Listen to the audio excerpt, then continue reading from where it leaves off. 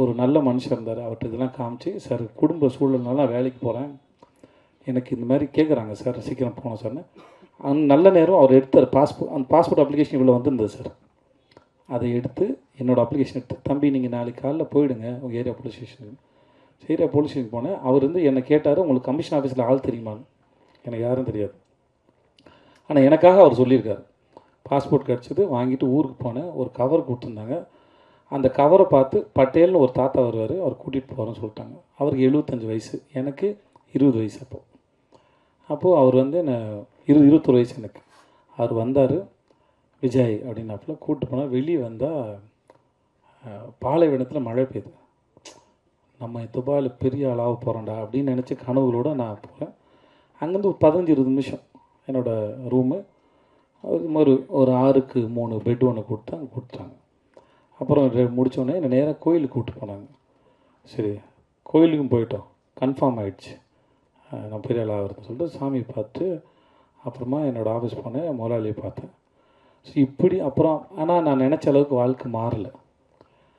அது ஓரளவுக்கு குடும்ப வறுமைக்கு சூழலுக்கு அது வசதியாக இருந்தது. நான் சம்பாரித்து பணம் மாதம் 10,000 அனுப்பிச்சிட்டு இருந்தேன் நான். ஆனால் அங்கே சுற்றினேன். இப்போ நான் போகும்போது 3 வருஷமும் படித்து முடித்தோடனே குடும்பம் மேலே கொண்டு வரணும்னு நினைக்கிறேன். அந்த கனவுகளோட இளமையாக இருந்த காலத்தில் கனவு வந்து டெண்டராக இருக்கும். 20 வயசு எல்லாருக்கும் எதையா சாதிக்க மாட்டேன்னு ஒரு கனவு வந்து டெண்டராக இருக்கும். அதுதான் ரொம்ப ஆழமாக இருக்கும், ஏக்கம் அதிகமாக இருக்கும். அந்த சமயத்தில் நான் சுற்றின தெருக்கள் வந்து துபாயோட தெருக்கள். அங்கே தான் சுற்றிருக்கேன், அங்கே தான் ஏங்கியிருக்கேன். எதையாவது பண்ண மாட்டோமான்னு ஏங்கியிருக்கேன். ஒரு ஆப்கானிஸ்தான் போகிறதுக்கு ஒரு செக்கோஸ்லோவாக்கியா கம்பெனியோட போய் இன்டர்வியூ அட்டன் பண்ணி ஃபஸ்ட் ஒன் செலக்ட் ஆகிட்டேன். அன்றைக்கி எனக்கு சம்பளம் தரதா சொன்னது 75,000 கிடச்சிருந்தா அங்கே தான் போயிருப்பேன் நான். என்னோட அதிகம் படித்தவங்களுக்கு அடுத்த ரவுண்டில் நான் ஃபெயிலியர் ஆகிட்டேன், எனக்கு அது கிடைக்கல. ஸோ இப்போ அதுக்கப்புறம் திரும்பி வந்து பல வருஷம் கழித்து அந்த இடத்துல இப்படி பார்க்கும்போது நான் அதை எதையுமே பார்க்கல. நான் அங்கே ஏக்கத்தோடு சுற்றினேன். அங்கே ஒரு வெண்டிங் மிஷின் இருக்கும், அந்த காசு போட்டால் தம்ஸ்அப் அந்த கூல்ட்ரிங்க்ஸ் வரல, அது வெண்டிங் மிஷின். ஒரு திராம் வச்சு இதை செலவு பண்ணலாமான்னு வேணாமான்னு யோசிச்சுட்ருக்கேன். ஏன்னா அங்கேருந்து என்ன மாதிரி பல பேரோட நிலைமை அதுதான்.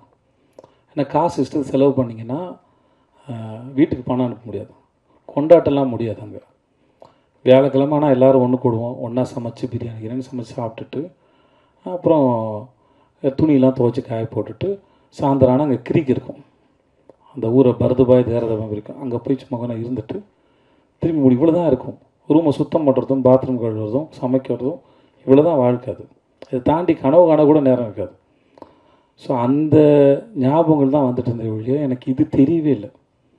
இந்த இடத்துல இருக்கும் பாரு, அப்போது அன்றைக்கி நான் ஏக்கத்தோடு சுற்றின அந்த நாள் வந்து எனக்கு சொல்லியிருக்கு, உனக்கு ஒரு நாள் பரிசு இருக்குடா இந்த இடத்துல.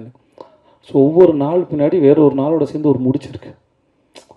ஒவ்வொரு விதைக்கு பின்னாடி ஒரு பெரிய மரம் இருக்குது, அதில் நிறைய பறவைகளுக்கு கூடு இருக்குங்கிறது தெரியாதுல்ல, அது அந்த விதைக்கு தெரியாது இல்லையா? அதை போல தான் ஒவ்வொரு நாளையும் நான் பார்க்குறேன், நான் நினைக்கிறேன்.